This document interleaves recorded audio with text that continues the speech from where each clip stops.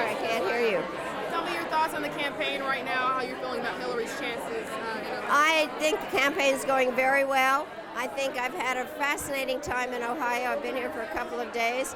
It's clearly a vital state, and we all have to work very hard and make very clear that this is a vote that counts, and that people need to understand that it will make a major difference, not only for Ohio, but for the United States and the world. And I think people are receiving the message very well. Do you believe that the email hacks are done by Russia?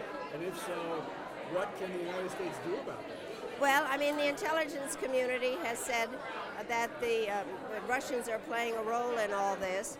I think it's something that we have to consider in terms of generally the world of cyber, what has to be done, and it's unacceptable for the Russians or anybody foreign to interfere in our election process.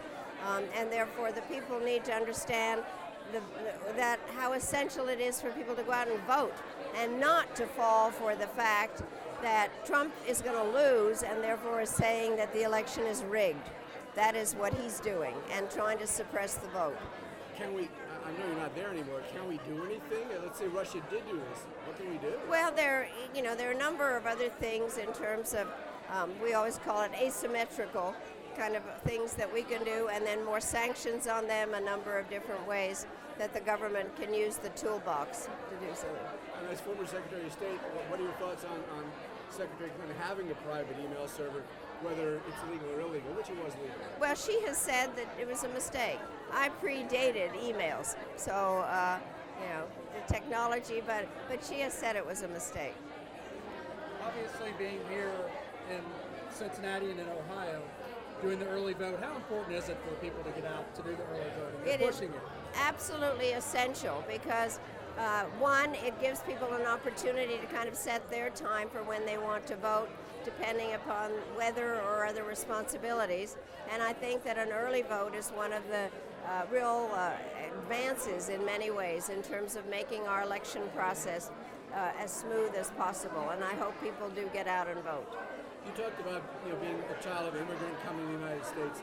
Does that make this election a little more personal for you because of some of the things that have been said by Donald Trump about immigrants? Absolutely, no question about it.